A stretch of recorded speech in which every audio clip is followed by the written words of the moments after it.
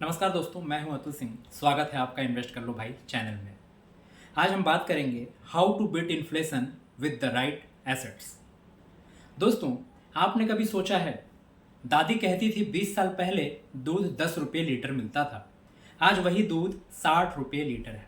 यानी पैसा तो वही है पर उसकी वैल्यू गिर गई। इसे कहते हैं इन्फ्लेशन, यानी महंगाई दर। अगर आपने 10,000 रुपये बचा कर रखे और 10 साल बाद भी वही 10,000 हैं, तो उसकी खरीदने की ताकत आधी हो जाएगी। आपने खुद महसूस किया है कि पहले 500 में से घर का राशन आता था, अब 1000 में भी मुश्किल से आता है। आज हम समझेंगे इन्फ्लेशन से लड़ने का असली फॉर्मूला क्या है, इन्फ्लेशन क्या है और कैसे काम करता है। इन्फ्लेशन वस्तुओं और सेवाओं की कीमतों में साल दर साल बढ़ोतरी, जो कि भारत में 6 से 7% दर से बढ़ती है। मतलब आपका पैसा हर साल वैल्यू होता रहता है। अगर आपने 1 लाख कैश रखे, 10 साल बाद वही 1 लाख दिखेगा, पर उसका बाइंग पावर सिर्फ 50 से 60,000 हो जाएगा। Saving versus inflation reality check. FD या बैंक सेविंग में 5 से 6% इंटरेस्ट मिलता है, इन्फ्लेशन 6 से 7%। नेट रिजल्ट रियल रिटर्न 0 या निगेटिव। रामलाल जी ने 20 साल पहले एफडी में 5 लाख रुपए डाले, आज वो 15 लाख हो गए और उसी 15 लाख से उतना सामान नहीं खरीद सकते जितना पहले 5 लाख में आता था। यानी बचत जरूरी है, पर इन्फ्लेशन को हराना और भी जरूरी है। तो एसेट्स जो है, दैट इज योर असली सुरक्षा। पर सवाल यह है, इन्फ्लेशन को कौन हरा सकता है?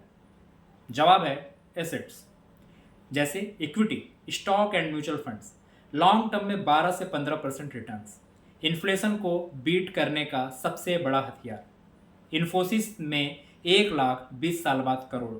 दूसरा, गोल्ड, हमेशा से महंगाई के खिलाफ सील्ड, 20 साल में 6 गुना से ज़्यादा बढ़ा।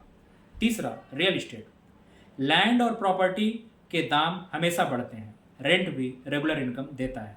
चौथा, बॉन्ड्स और डेट फंड्स, इन्फ्लेशन को बीट तो नहीं पर स्टेबल रिटर्न देते हैं, पोर्टफोलियो बैलेंस करने के लिए काफ़ी ज़रूरी है। इन्फ्लेशन से लड़ने का फॉर्मूला क्या होना चाहिए? पहला, सेव मत करो, इन्वेस्ट करो। दूसरा, पोर्टफोलियो में एसेट को सही मिक्स में रखो। तीसरा, लॉन्ग टर्म सोचो, इन्फ्लेशन को बीट करना मैराथन है, कोई स्प्रिंट नहीं।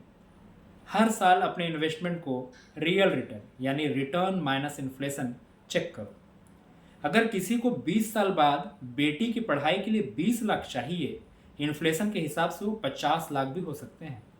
अगर वो सिर्फ एफडी में पैसा रखेगा तो फेल हो जाएगा, लेकिन एसआईपी म्यूचुअल फंड्स में करेगा तो आसानी से गोल पूरा कर सकता है। गोल्डन रूल नोट करके रखना, हमेशा रियल रिटर्न सोचो, नॉमिनल नहीं। कैश और एफडी सिर्फ शॉर्ट टर्म के लिए होते हैं, लॉन्ग टर्म गोल्स के लिए एसेट्स मैंडेटरी है। इन्फ्लेशन एक छुपा हुआ चोर है, उसे हराना ही असली प्लानिंग है। तो दोस्तों, आज आपने सीखा इन्फ्लेशन कैसे पैसे की वैल्यू को कम करता है, एफडी और सेविंग इन्फ्लेशन को क्यों हार जाती है, और सही एसेट ही असली सुरक्षा कवच कैसे है। याद रखिए, पैसे को सेफ रखना काफ़ी नहीं, उसकी वैल्यू बचाना भी जरूरी है। अगले एपिसोड में हम सीखेंगे इमरजेंसी वर्सेज अपॉर्चुनिटी फंड, 2 अलग पॉकेट्स की ज़रूरतें।